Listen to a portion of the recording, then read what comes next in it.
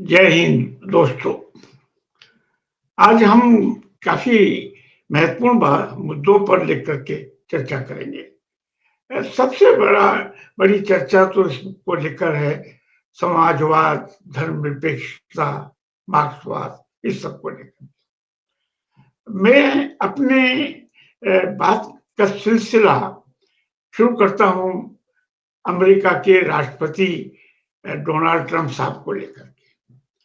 उन्होंने अभी पिछले दिनों जोहरान ममदादी जो उन्होंने जो प्राइमरी का चुनाव जीता है न्यूयॉर्क के मेयर के लिए, अभी मेयर नहीं बने हैं लेकिन वो डेमोक्रेटिक उम्मीदवार हैं और उसका जो प्राइमरी का इलेक्शन वो जीते हैं और वो एक बड़ी ऐतिहासिक घटना बन गई।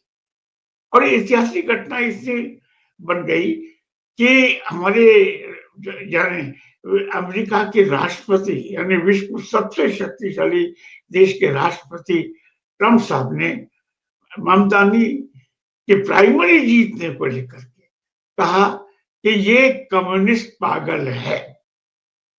अब देखिए, यानी मेयर का मतलब ये कि जैसे अपना दिल्ली का होता है, कलकत्ता का होता है, बंबई का होता है।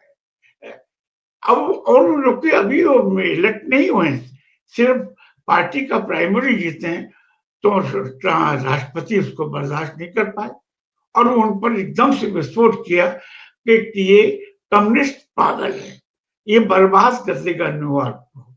यानी क्यों कि ममदानी ने बहुत बुनियादी मुद्दे उठाए कि भाई आम जनता को एक सस्ते दामों पर घर मिलना चाहिए, पब्लिक ट्रांसपोर्ट अच्छा होना चाहिए, डिस्पैरिटी कम होनी चाहिए।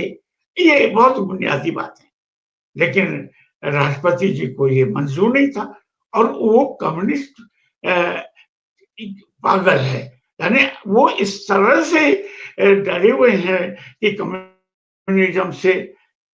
और यही बात उन्होंने पिछले साल जो उनकी मुख्य राइवल थी कमला हैरिस, वो भी डेमोक्रेटिक पार्टी की थी, उनको भी उन्होंने ये कहा कि भाई ये तो कम्युनिस्ट है, ये सोशलिस्ट है, ये अनार्किस्ट है, ये मार्क्सिस्ट है। अब ताज्जुब ये करें, सबसे बड़ी बात ये है कि आज दुनिया में कहीं भी साम्यवाद की सत्ता, राज सत्ता नहीं है। रूस की जो सत्ता थी, साम्यवादी सत्ता, जो 1917 में क्रांति हुई और इसके बाद 1990 और 91 में या 70-71 साल के बाद उसका पतन हो गया, कोलैप्स हो गया। लेकिन बावजूद इसके लोग डर रहे हैं।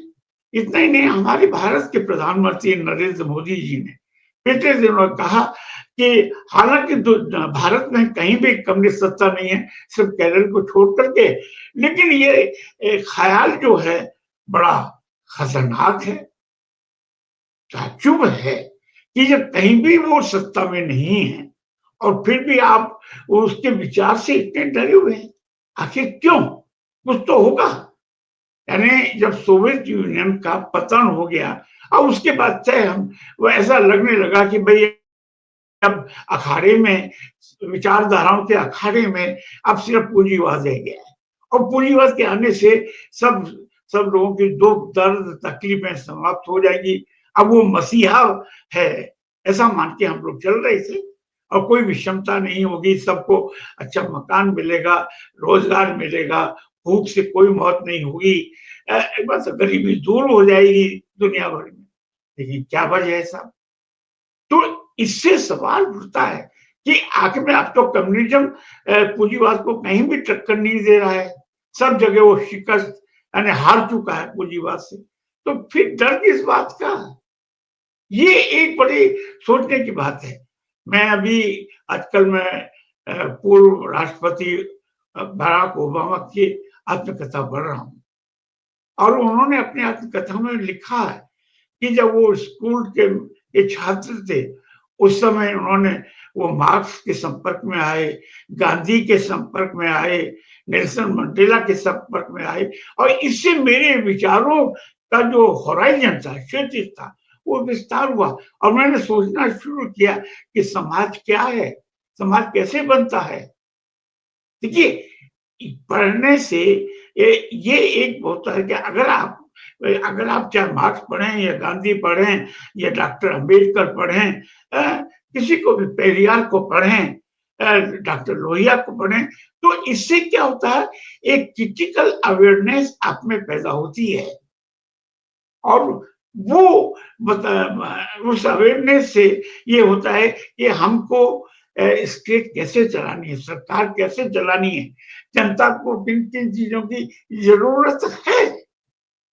यानी अगर आप ठीक तरह से पढ़ेंगे, तो समाज की संरचना को जानेंगे कि जाति व्यवस्था क्या होती है, पूंजीवाद क्या होता है, पूंजीवाद के कितने फ़ायदे हैं, कितने नुकसान हैं, समाजवाद के कितने फ़ायदे हैं, कितने नुकसान है, राज्य को धर्मनिरपेक्ष होना चाहिए या नहीं? क्या राज्य को किसी एक धर्म के मानने वालों के समर्थन में खड़ा होना चाहिए या नहीं? जैसे कि पिछले दिनों एक प्रयाग ये इलाहाबाद हाई कोर्ट के एक जज साहब ने कहा कि नहीं, ये तो शासन जो चलेगा, न्यायालय वो तो बहुसंख्यक की मर्जी से चलेगा। ये तो नहीं होता, क्योंकि हमारी संविधान में ये कहीं नहीं है।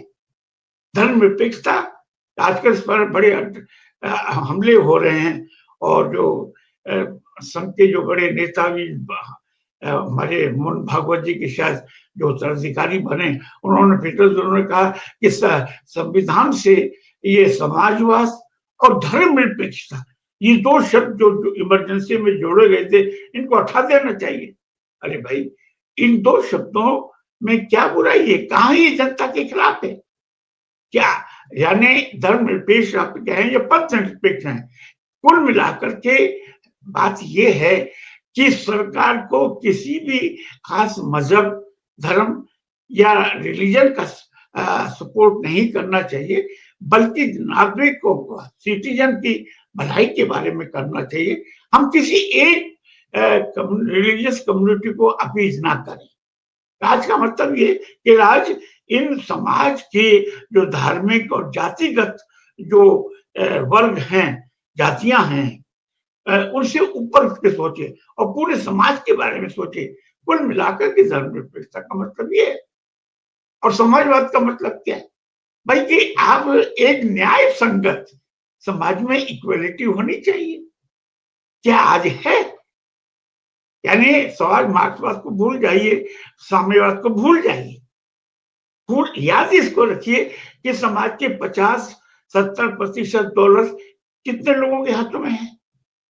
यानी आज भारत की 60-70% जो दौलत है, वो चंद लोगों के हाथों में है। यानी खुद सरकार मान चुकी है कि इसमें जो करोड़पति है और कॉर्पोरेट पति हैं, उनकी आबादी बढ़ी है, और उनकी तुलना में गरीबों की जो इनकम है, वो कम हुई है। अब आप खुद सोचिए, अगर आप में सोचना चाहते हैं कि 140 करोड़ में से 80-81 करोड़ जनता सरकारी खैरात पर है, यानी 5-7 किलो जो भी चावल उनको दे दिया जाता है, और ऊपर उसके ऊपर थैले पर हमारे प्रधानमंत्री मोदी जी की तस्वीर को चिपका दिया जाता है। अब देखिए 80-81 करोड़ जो, अब मैं ये तो नहीं कहूंगा मुफ्तखोरी है, लेकिन ये है कि राज्य की दया पर वो बेचारे जीवन यापन कर रहे हैं। क्या ये क्या ये ऐसा होना चाहिए? समाजवाद का मतलब तो ये है कि अगर हो सकता है कि भाई आपके थाली में चिकनी टुकड़ी और बड़ी बटर वाले रोटियां या ब्रेड हो, तो मेरे में तो एक रोटी तो हो। अगर आपके पास इतना भव्य बहुमंजिला मकान है, एंटीलिया जैसे हमारे हमारे अंबानी साहब का है, तो आपके पास एक अच्छी खासी झोंपड़ी तो हो। आज वो नहीं है। तो समाजवाद का मतलब ये है कि एक न्याय संगत इक्वालिटी, इसे बोल सकते हैं इंग्लिश में, एक जुडिशियस इक्वालिटी होनी चाहिए। इतनी बड़ी विषमता नहीं हो, क्योंकि अब तो देखिए पहले तो पूंजीपति लोग और पूंजीवाद के समर्थक बुद्धिजीवी और नेता लोग कहा करते थे, अरे हम तो भाई सब कुछ करना चाहता है पूंजीवाद, लेकिन समाजवादी लोग और ये कम्युनिस्ट लोग हमको काम करने नहीं देना चाहते। तो वो तो 1991 में खत्म हो गया।